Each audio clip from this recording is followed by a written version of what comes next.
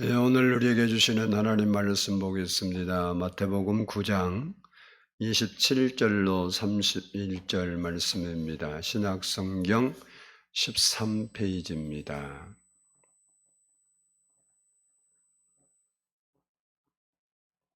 13페이지 9절로 31절까지 교독하도록 하겠습니다. 27절 예수께서 거기에서 떠나가실 새 두 맹인이 따라오며 소리질러 이르되 다윗의 자손이여 우리를 불쌍히 여기소서 하더니 예수께서 집에 들어가시매 맹인들이 그에게 나아오거늘 예수께서 이르시되 내가 능히 이 일을 행할 줄 믿느냐 대답하되 주여 그러하오이다 하니 이에 예수께서 그들의 눈을 만지시며 이르시되 너희 믿음대로 되라 하시니 그 눈들이 밝아진지라. 예수께서 엄히 경고하시되 삼가 아무에게도 알리지 말라 하셨으나 그들이 나아가서 예수의 소문을 그 온 땅에 퍼뜨리니라. 아멘. 이 시간에는 성가대의 찬양이 있겠습니다.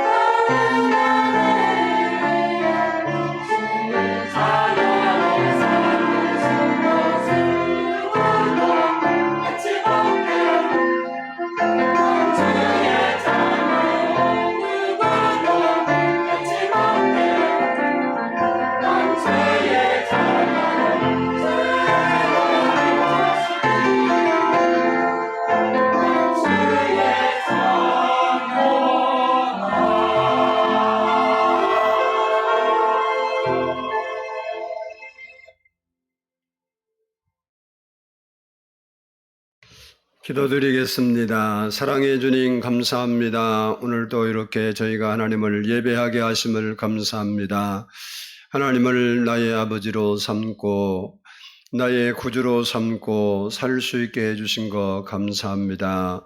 오늘도 생명 되신 하나님께 이 한 시간 아버지 하나님 예배하며 또 말씀을 듣습니다. 그 말씀이 우리 영혼의 양식이 되게 하시고 그 말씀이 우리 삶에 이루어지게 하셔서 하나님의 뜻이 하늘에서 이루어진 것처럼 이 땅에서 저희를 통하여 이루어지게 해 주옵소서. 성령 하나님 이 시간 우리 모두에게 임하여 주셔서 성령으로 하나님을 예배하는 시간이 되게 해 주옵소서.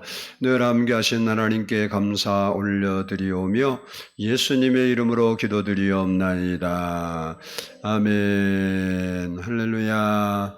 우리 옆사람과 한번 인사합니다. 사랑하고 축복합니다.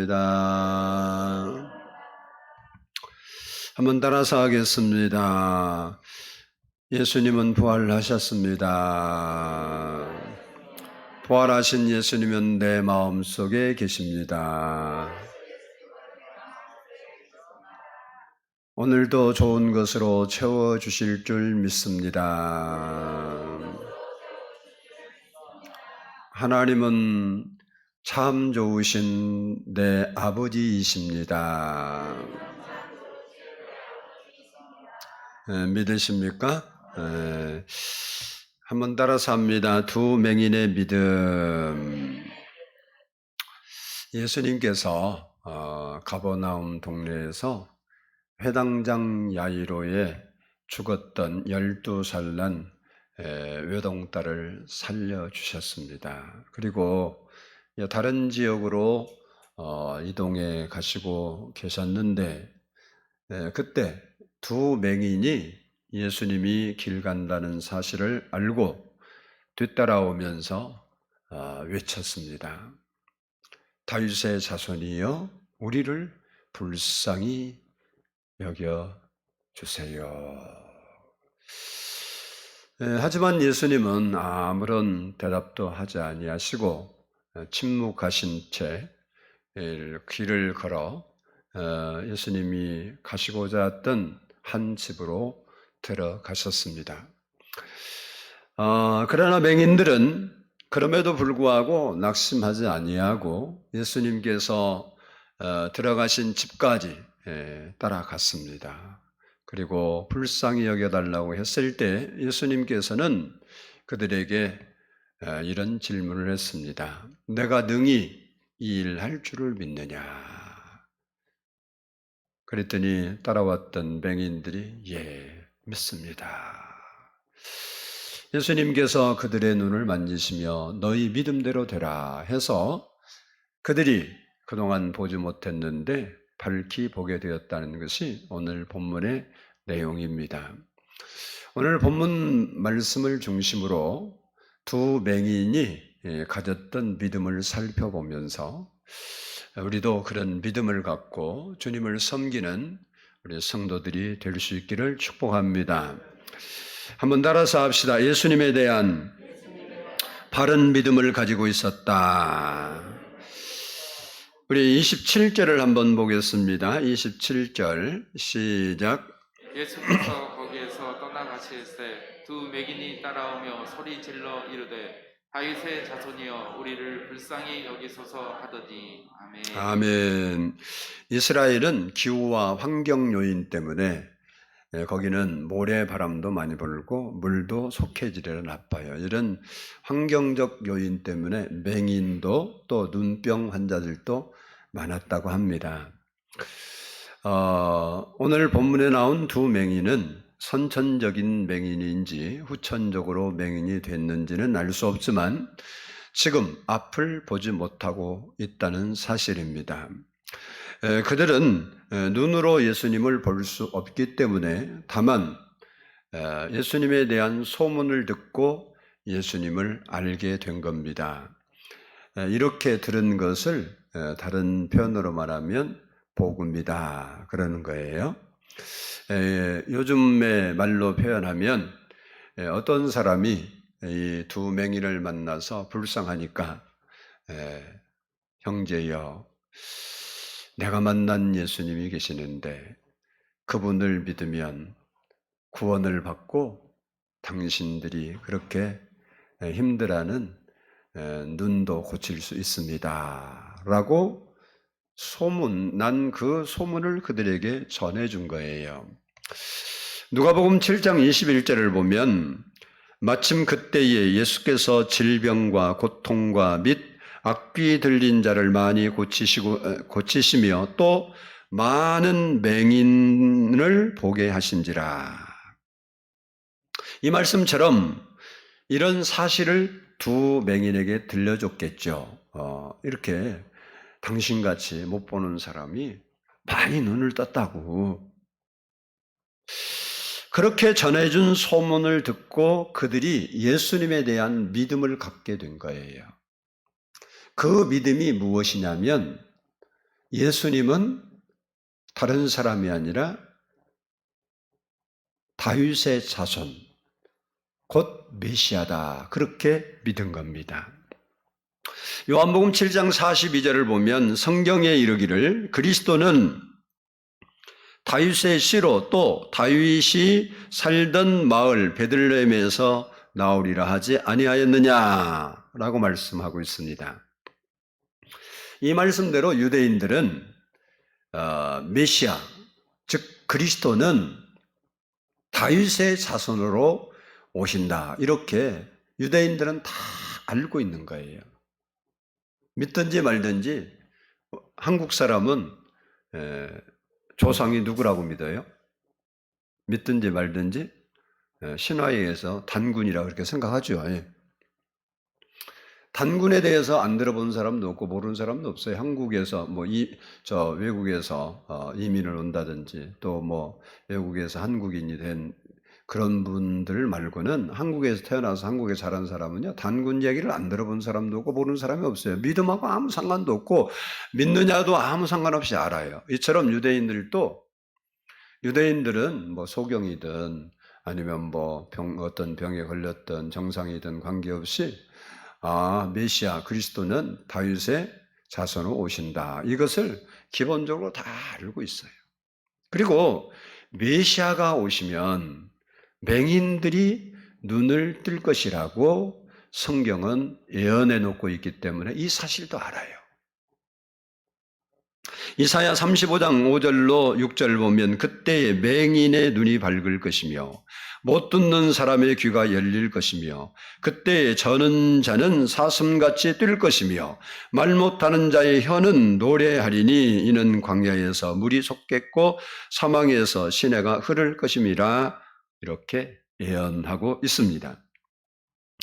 두 맹인은 자기에게 예수님에 대한 소문을 들려준 그 소문을 듣고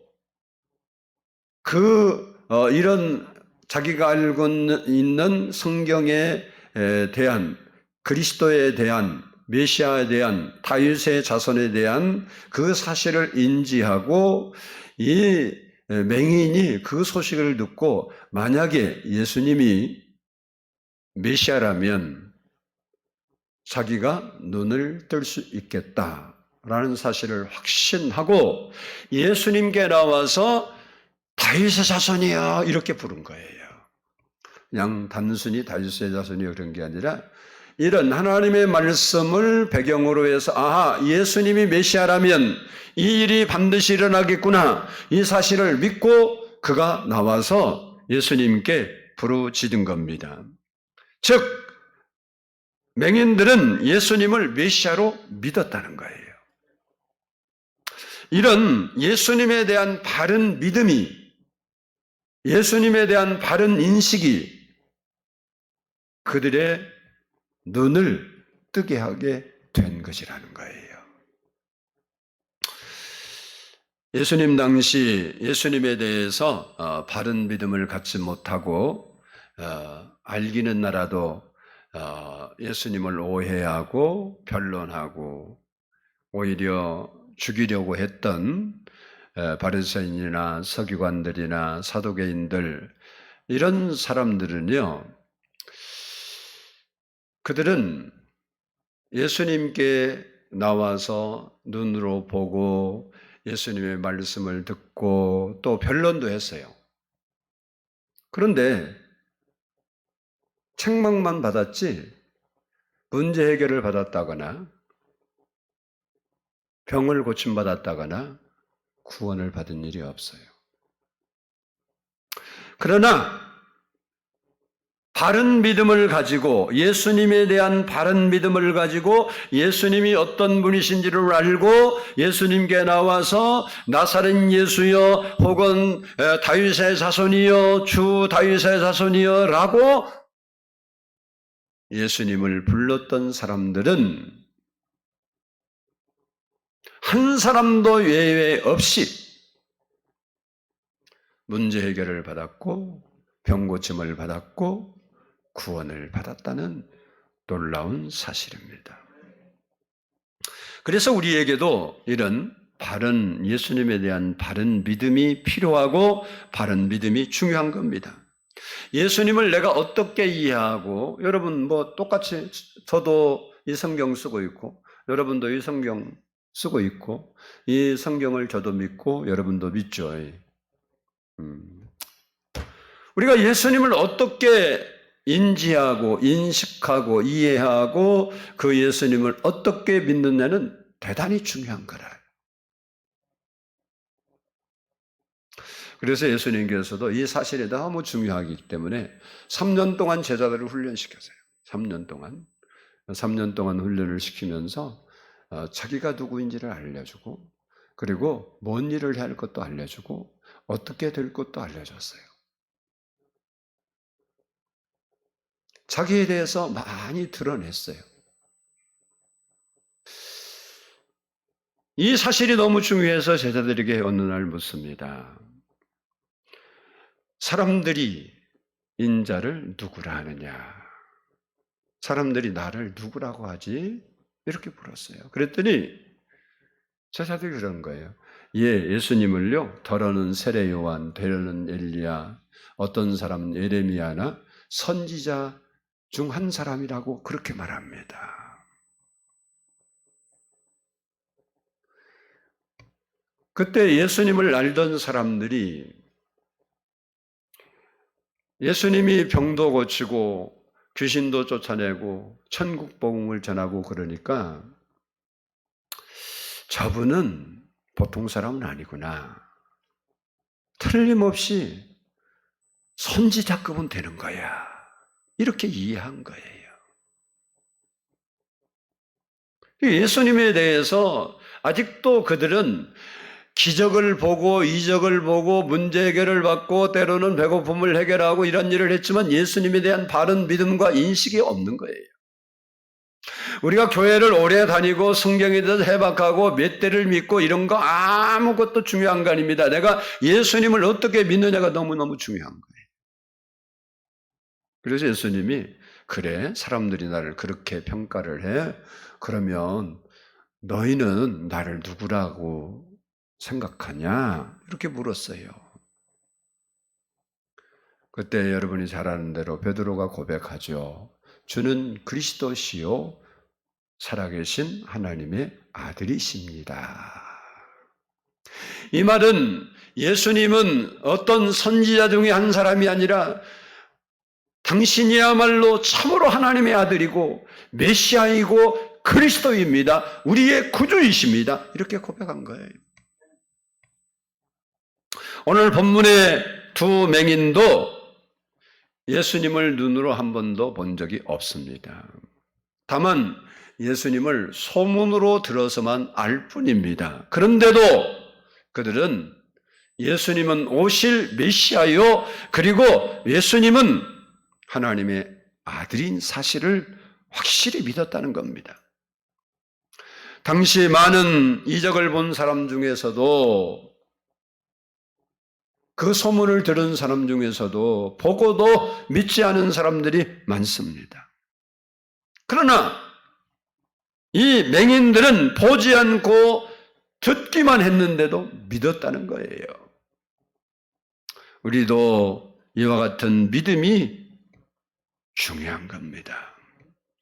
우리가 때로 체험을 하고 체험의 신앙으로 하나님을 만난 사람들이 있고 그래서 믿는 사람이 있어요. 그러나 어떤 사람은 그러한 것들이 전혀 없음에도 하나님을 믿는 사람이 있어요. 체험을 하고 이 기적을 보고 희한한 일을 봐서 내가 예수 믿느냐 안 믿느냐 이게 중요한 것이 아니고, 이 맹인들은 자기 눈으로 예수님을 본 적이 없습니다. 다만 소문으로만 들었습니다. 우리가 하나님의 말씀에 기록된 하나님의 말씀을 듣고만으로도 읽고만으로도 믿는 게 중요하다는 거예요. 제자 중에 도마라는 사람이 있었는데, 도마는 그냥 의심 많은 도마다 그렇게 사람들이 불러요. 왜 그러냐? 예수님 부활해서 제자들이 다 만났거든요. 여자들도 만났고. 그러니까 자기 빼놓고는 다 만났어. 그러니까 내가 진짜 봤다고. 뭔 소리야? 그 말도 안 되는 소리야. 아니 진짜 봤다니까. 도마가 도저히 안 믿어. 이성적인 사람이죠. 뭐 틀린 건 아니에요. 말도 안 되는 소리를 하는데 그걸 믿어요. 오늘날도 성경의 말씀 갖고 말도 안 되는 소리 우리가 하는 거예요. 감사하면 그 어려움에서 벗어날 수 있다 그러면 미쳤냐? 그런다고 되냐? 우리는 그러는 거예요. 그런데 도마가 그렇게 이야기했잖아요. 내가 내 이 손으로 예수님의 손에 있는 못자국 넣어보고, 보는 것도 안 되고 넣어봐야, 만져봐야겠다. 장자국 허리에 손 넣어봐야겠다. 그러잖아요. 예수님이 진짜 도마가 있을 때 왔어요. 그리고 예수님이 하신 말씀이 중요한 거예요. 너는 본고로 믿느냐? 보지 못하고 믿는 자는 복되도다. 내가 하나님의 살아계신 증거를 내가 체험적으로 아무런 경험이 없다 할지라도 성경의 예수님을, 그 예수님을 믿고 의지하는 사람은 더 복되다는 거예요. 그 삶에 하나님이 더 역사하신다는 거예요. 참으로 아이러니한 것은 오늘 본문의 두 소경은 눈이 멀어서 예수님이 앞에 있는데도 보지 못했어요. 그래서 얼굴이 어떻게 생겼는지, 무슨 옷을 입었는지도 몰라요. 그런데 영적 눈이 밝아져서 예수님은 눈으로 볼 수 없죠. 저분이 하나님의 아들이시고 저분이 메시아구나, 이걸 믿었어요. 그래서 그의 소원대로 눈이 뜬 겁니다. 그러나 당시의 종교 지도자들이나 그리고 많은 사람들이 육신의 눈을 떠서 예수님을 그냥 눈으로 뻔히 봐요. 저게 예수라고. 그리고 그의 말을 들어요. 또 그가 행하는 기적도 봤어요. 또 궁금하니까 물어봤어요. 질문도 했어요. 그런데 그들은 영적인 눈이 어두워서 예수님이 하나님의 아들인 것을 몰라봐요. 그리스도인 것을 몰라요. 메시아인 것을 몰라요. 그래서 그들은 책망만 들었습니다. 우리는 예수님을 바로 아는 믿음이 있기 위해서 주님을 하나님으로 볼 수 있는 영적인 눈이 열려야 되는 거예요. 성경은 2000년 전에 기록된 그런 죽어있는 책이 아니라 성경의 말씀은 오늘도 살아서 그대로 역사하는 살아계신 하나님의 말씀이라는 사실이 믿어지는 영적인 눈이 열려야 되는 겁니다. 예수님은 전능한 하나님이십니다. 예수님은 우리의 구원자가 되십니다. 예수님은 우리를 도와주시는 분이십니다. 예수님은 나의 필요를 채워주시는 분이신 겁니다. 이게 성경이 우리에게 말하는 말씀입니다. 이 사실이 우리에게 믿어져야 되는 거예요. 뭐 그런다고 되냐? 내가 노력하고 힘써야 되지. 그렇죠. 사람이 노력하고 힘쓰지 않는데 되는 일이 어디 있어요? 없어요. 그런데 어떤 사람은 내가 그렇게 노력하고 힘쓴데도 주님이 도와주시면 안 된다고 고백하는 사람이 있어요. 그것을 믿음이라 그러는 거예요. 여러분이 바른 믿음을 갖고 주님을 섬길 수 있는 믿음의 사람 되기를 축복합니다. 두 번째, 따라서 합시다. 포기하지 않는 믿음이었다. 포기하지 않는 믿음이었다. 우리 28절을 한번 봅니다. 28절 시작. 예수께서 집에 들어가시매 맹인들이 그에게 나아오거늘 예수께서 이르시되 내가 능히 이 일을 할 줄을 믿느냐 대답하되 주여 그러하오이다 하니. 아멘. 두 맹인이 예수님을 처음으로 만난 것은 길가였습니다. 예수님이 걷고 있는데 그 걷고 있는 사실을 알게 되었고 그래서 뒤에서 따라오면서 소리를 쳤습니다. 주 다윗의 자손이여, 다윗의 자손이여, 우리를 불쌍히 여기소서. 근데 안타깝게도 예수님은 그들이 고래고래 소리 질렀지만 들은 척도 않고 그 소리가 들렸는지 안 들렸는지 전혀 반응도 하지 않고 자신이 가고 있는 길을 그냥 걸어가요. 한참 걷더니 예수님이 가고자 하는 집 있지, 어느 집인지 몰라요. 한 집이라고 그랬으니까 어느 집으로 쑥 들어가는 거예요.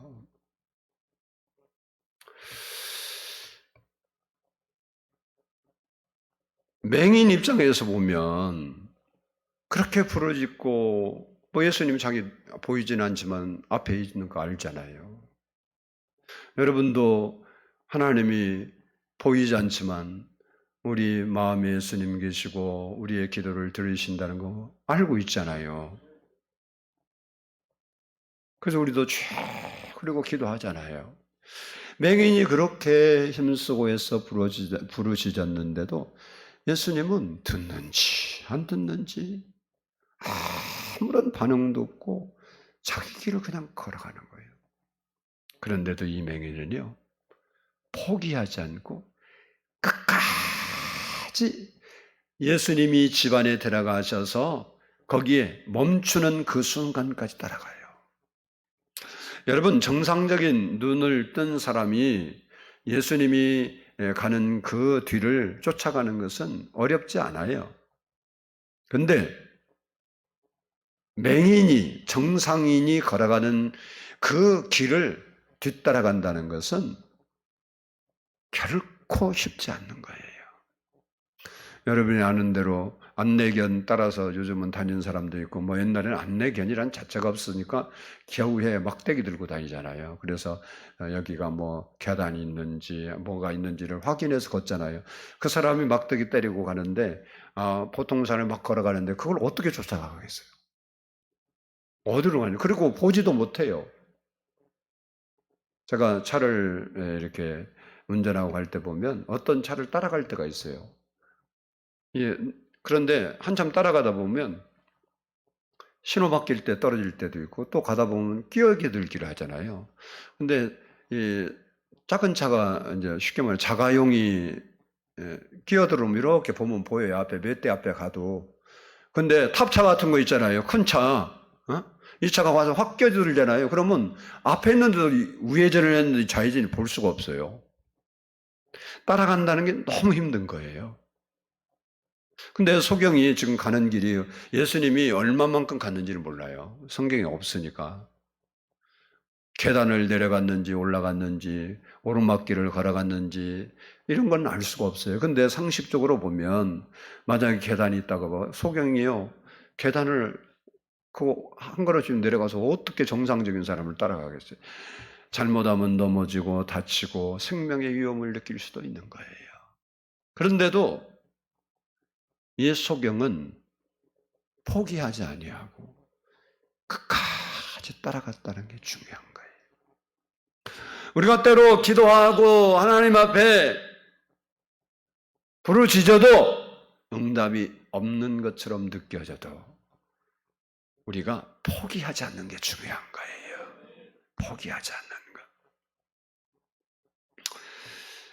그들은 그런 어려운 환경 속에서도 절대 포기하지 않고 예수님이 계신 집에까지 가서 기적이 일어나는 거예요.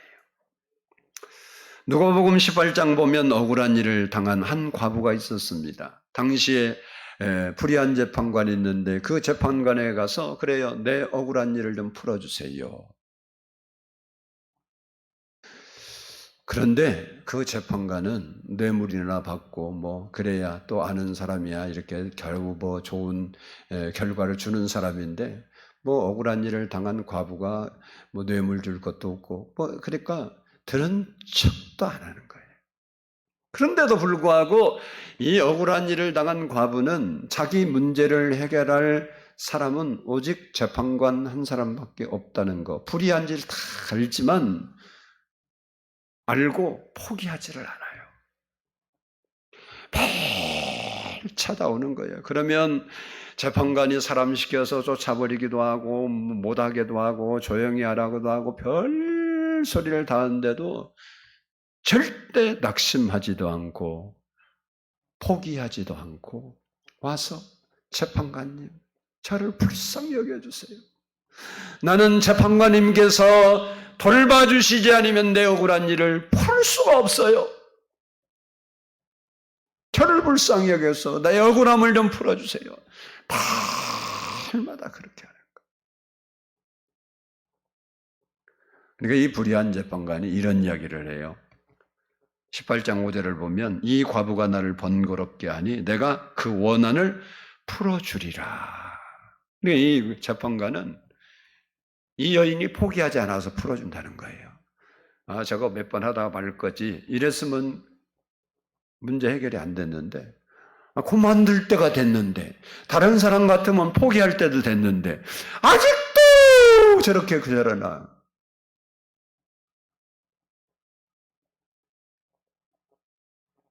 그래서 내가 풀어주리라. 그렇지 않으면 늘 와서 나를 괴롭게 하리라. 이렇게 이야기해요.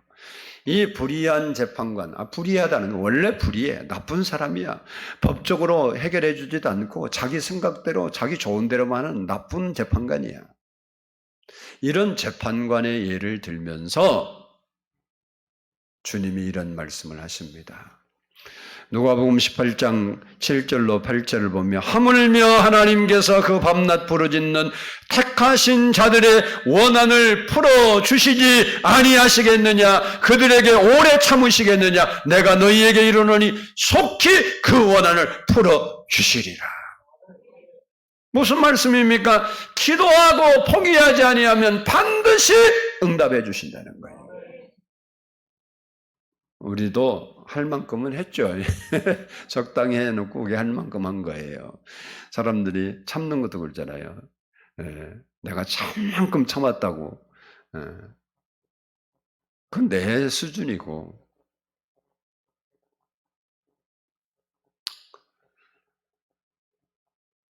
우리가 포기만 하지 않으면 하나님은 일하시게 돼 있어요. 포기만 하지 않으면 우리는 절대 망하지 않습니다. 포기만 하지 않으면 하나님은 반드시 우리를 일으켜 주시는 거예요. 마가복음 7장 보면 수로보닉의 여인 이야기가 나옵니다. 딸이 귀신 들린 거예요. 근데 뭐 귀신 들린 것을 약으로 고칠 수도 없고 뭐 어떻게 해볼 방법이 없잖아요. 근데 들리는 소문에 예수라는 분이 나타나는데 이거 막 귀신이 막 나가 뭐 이런 소리를 들리는 거예요. 근데 이 여인은 유대인이 아니고 이방 여인이었어요. 다시 말하면 원래부터 이스라엘 백성들이 가나안 들어오기 전부터 살고 있었던 원주민들, 이스라엘 사람이 아니에요. 근데 소문을 듣다 보니까 예수라는 분이 있는데 뭐 귀신을 잘 쫓아낸다 그런 소리를 들은 거예요. 그래서 이 여인이 자기 딸을 고치고 싶어서 예수님께 찾아왔어요. 그리고 부르짖어 주 다윗의 자손이여 나를 불쌍히 여기소서 내 딸이 흉악히 귀신 들렸습니다.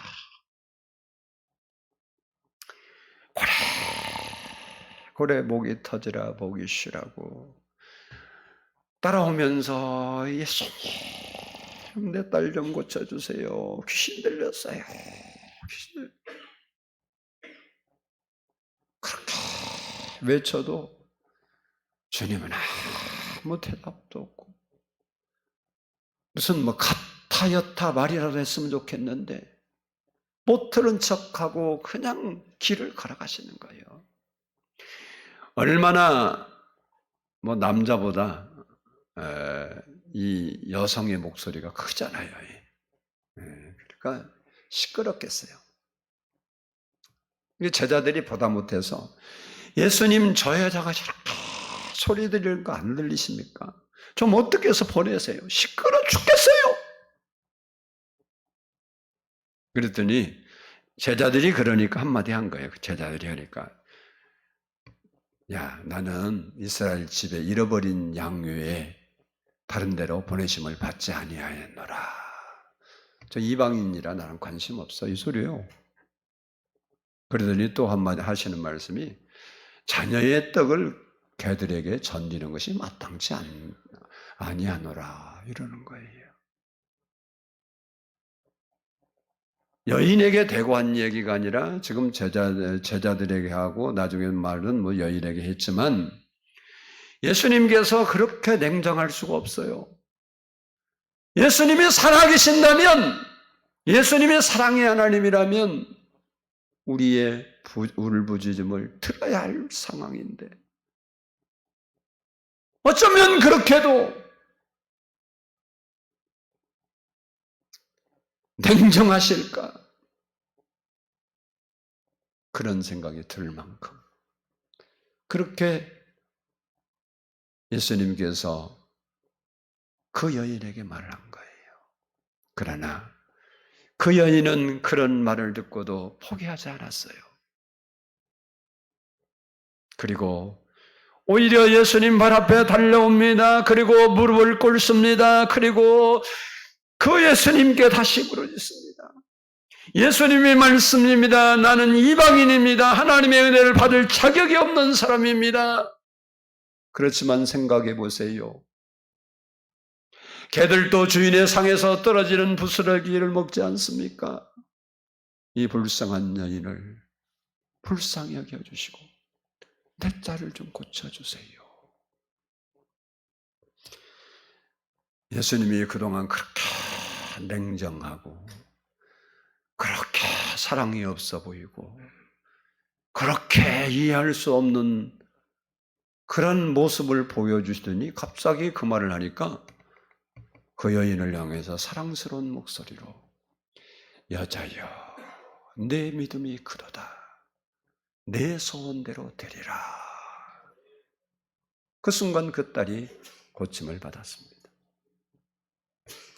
왜 수로보니게 여인이나 오늘 본문의 두 맹인에게 그렇게 힘들게 하고 이왕 고쳐줄 것, 이왕 답해 주실 것, 이왕 잘해 주실 것 그냥 속색이지 말고 힘들게 하지 말고 그냥 빨리 해주시면 얼마나 좋겠어.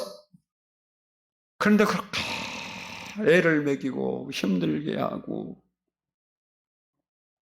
오래 기다리게 했을까요? 그것은 바로 그들의 믿음과 그들의 인내와 그들의 열정을 보기 위해서 그런 겁니다. 정말로 예수님을 믿는다면 어떤 경우라도 포기하지 않기 때문에 그 않는 그 믿음을 시험하신 겁니다.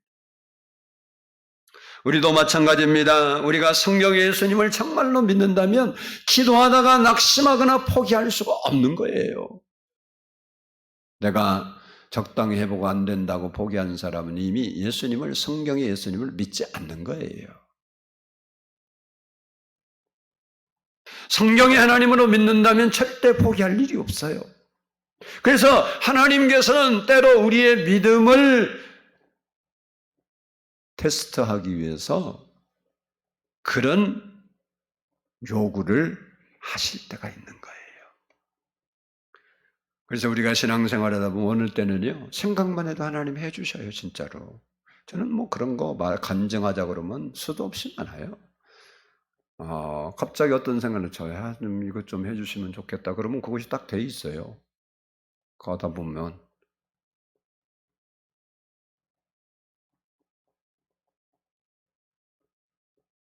어느 때는요, 제가 뭐 이건 사소한 얘기니까 하나 제가 사는 지하 주차장에는 엘리베이터가 없어요. 1층에 대놓고 가면 계단을 안 걸으니까 좀 편하고, 아니면 지하까지 내려가야 해서 계단 타고 올라와야 돼요. 어느 때는 막 피곤해요. 근데 한 7시, 8시 되면요, 위에 주차장은 세울 데가 없어요. 다 퇴근해서 다 채워버리니까 어디만 있냐? 지하만 있어요. 그러니까 제가 수요 예배 드리고 간다든지 철야 예배를 드리고 가면요, 99% 지하로 들어가요. 자리가 없으니까. 그때 피곤하면 가다 기도해요. 하나님, 내가 너무 피곤한데 시상이 하나 있으면 좋겠습니다. 그러고 가면요, 딱 하나 있어요, 진짜로. 근데 왜 있냐? 재밌는 게 그런 거예요. 어느 때는요, 내가 작은 차 갖고 가잖아요. 이게 좁아요. 그러니까 좁아도 될 수 있거든요. 큰 차들이 있잖아요. 이 옛날 주장을 그려놔갖고 넓지를 않아요. 그래서 큰 차들 타면요, 이게 좀 다니기가 힘들어. 근데 어떤 사람들은 이제 자기 넓게 하려고 이쪽 줄에다 갖다 집어넣고, 또 이쪽 사람 이쪽 줄에다 반대로 집어넣어 버려요. 같이 집어넣으면 안 되니까 나오는 쪽에다 붙여. 그러니까 그 남은 공간이 있잖아. 양쪽에서 물고 있으니까 한 대 큰 차, 중형 차는 들어갈 수가 없어. 그래서 딱 한 대 빈 거예요. 근데 나는 쉽게 들어가. 그러면 우연히 있는 거예요. 그렇게 하다 보니까. 근데 다른 차들이 수없이 갔는데도 세우고 싶었겠는데 좁아서 못 세우는 거예요. 그럼 나는 갖다 세우면서 하나님 감사합니다. 그러고 세워놓고 들어가요. 어떤 생각만 해도 하나님 하시는 게 진짜 있어요. 그런데 다 그러면 얼마나 좋겠어요? 아니에요. 어떤 것은 부르짖고 오랜 동안 기도해도 응답도 대답도 반응도 없어요. 때로는 하나님은 우리가 어떤 믿음을 가졌는지를 알고 싶어 해요. 여러분 75세에 하나님의 부르심을 받고 75세까지 실패한 인생을 살고 하나님이 복 주고 믿음의 조상 되고 하늘의 복과 땅의 복 다 주시고 복에 근원된다고 하니까, 야, 그런 인생이라면 내가 한번 따라가야지. 그리고 가나안 땅 들어왔잖아요. 그래서 25년 사는 동안에요, 하나님께서 다 주셨어요. 거부가 되게 하셨지, 또 이삭도 주었지, 복도 빌어 주었지, 주의가 형통하지. 그리고 시간이 더 흘러서 그 이삭이 이제 소년이 되었어요. 너무 부러울 거예요. 하나님이 은혜 생각하면 너무너무 감사하고 하나님은 사랑하고 날 사랑하냐. 아이고, 그걸 왜 물어요 하나님. 내가 안 사랑하면 누가 하나님을 사랑하겠어요. 뭐 이런, 정말 하나님을 사랑하고 사는 아브라함이었어요. 그런데 어느 날 갑자기 하나님, 아브라함아, 내 아들 이삭을 번제로 드려라 그러는 거예요. 이게 말도 안 되는 소리를 딱 했는데 아브라함이 갖다 드리니까 하나님이 뭐라고 하냐. 내가 이제야 내가 나를 참으로 경외하는 줄을 알았노라. 네가 나를 정말 사랑하고 나를 존경하고 나를 두려워하고 나를 섬기는 것을 알았다. 그러고 복을 주는 거예요. 뭐 하나님이 아브라함이 자기 사랑을 몰랐겠어요? 아니에요. 한 번쯤 테스트하고 싶었을 거예요. 때로는 우리에게 하나님께서 이와 같이 우리의 믿음을 달아보고 싶을 때가 있고 확인해보고 싶을 때가 있는 거예요. 그렇기 때문에 우리가 오늘 두 맹인처럼 포기하지만 않는다면 하나님이 이루신다는 거예요.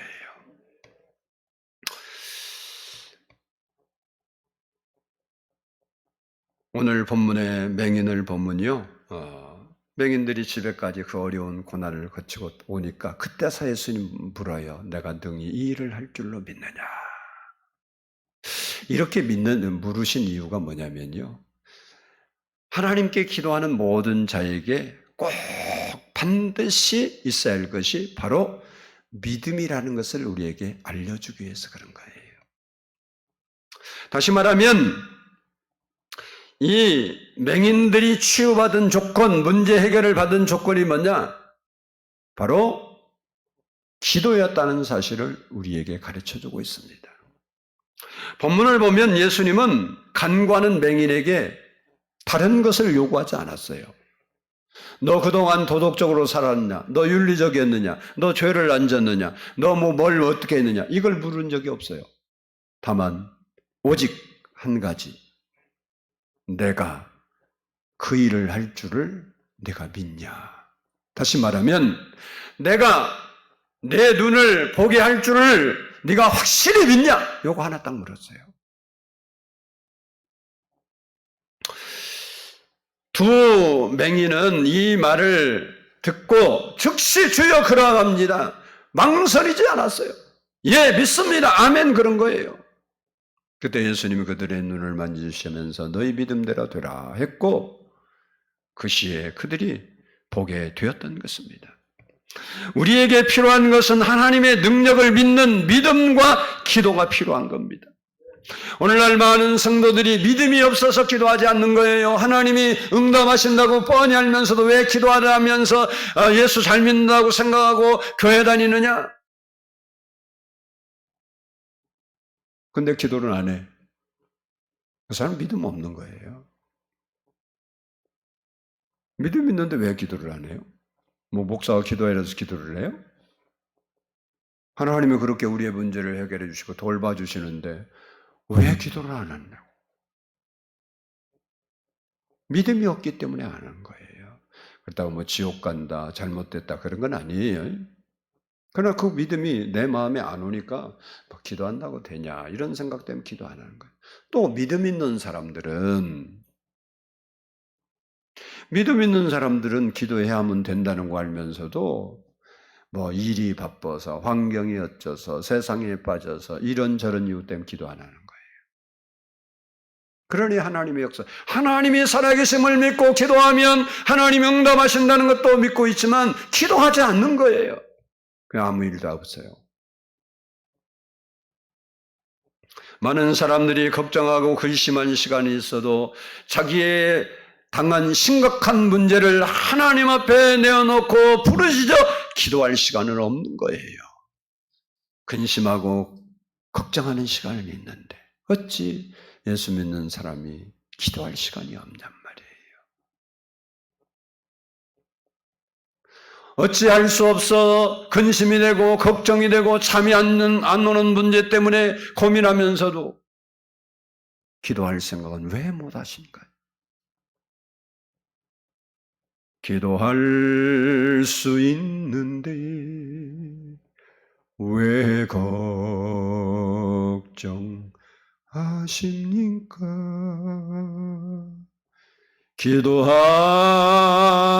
기도하면서 왜 낭망하십니까? 주님 앞에 무릎 꿇고 간구해 보세요. 여러분, 기도할 시간은 없고 근심할 시간은 있습니까? 정말 여러분이 예수님이 성경에 나온 예수님으로 믿고 있습니까?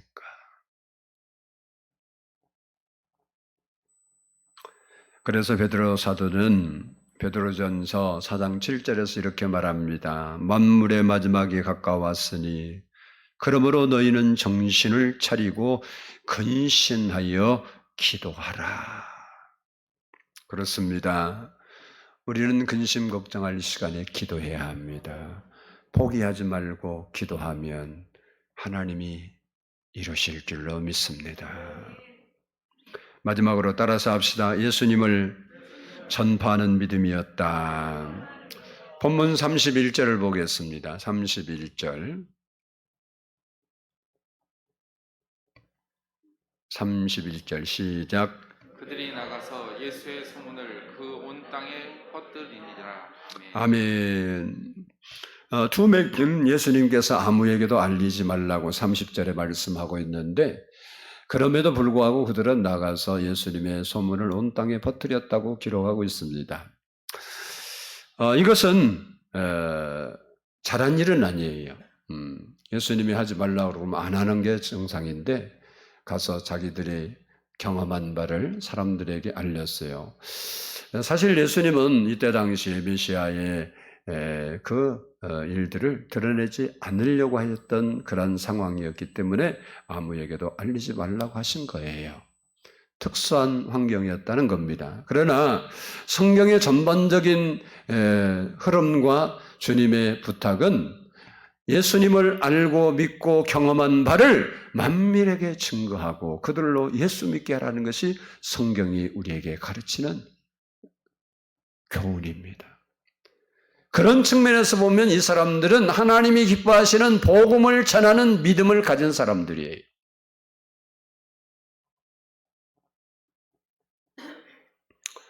어떤 사람은 하나님의 은혜와 기적 같은 일들을 맛보고도 함구하고 사는 사람들이 있습니다. 그리고 어떤 사람들은 그 사실을 사람들에게 알리는 사람도 있습니다.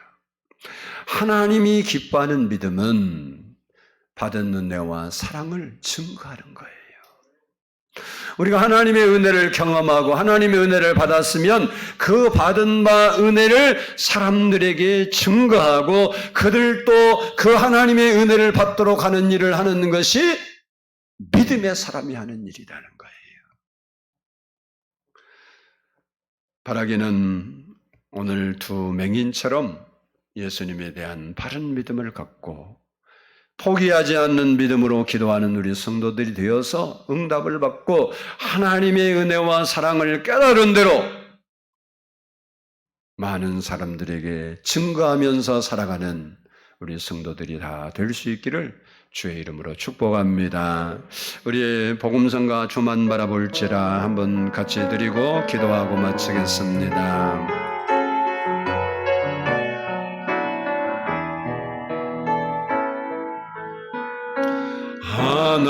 하나님의 사랑을 사모하는 자, 하나님의 평안을 바라보는 자, 너의 모든 것 창조하신 우리 주님이 너를 얼마나 사랑하시는지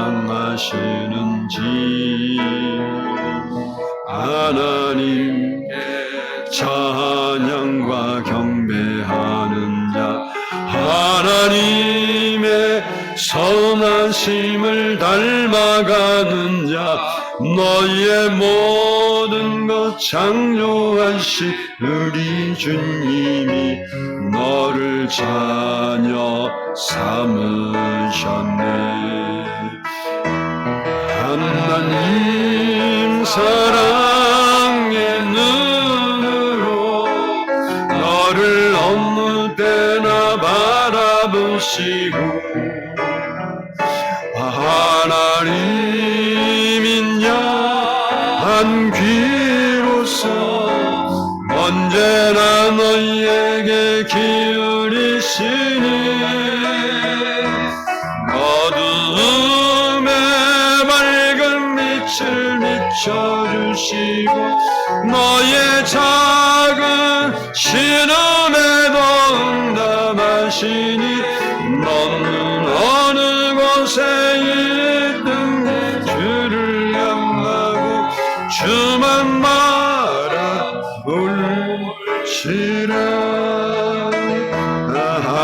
하나님 사랑의 눈으로 너를 어느 때나 바라보시고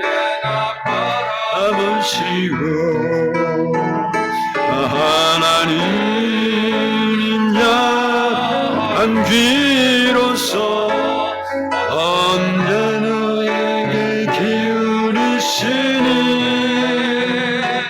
어둠에 밝은 빛을 비춰주시 너의 작은 신음에도 응답하시니 너는 어느 곳에 있든 주를 향하고 주만 바라볼지나 어둠에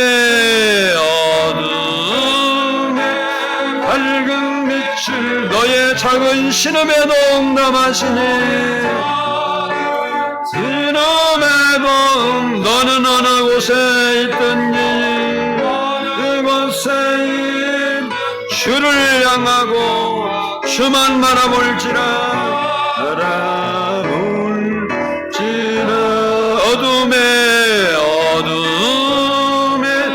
밝은 빛을 비춰주시고 너의 작은 신음에도 응답하시니 너는 어느 곳에 있든 주를 향하고 주만 바라볼지라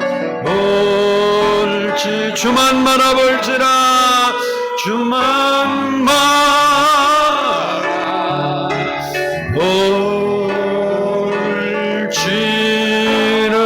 우리 함께 기도합니다. 사랑의 아버지 하나님,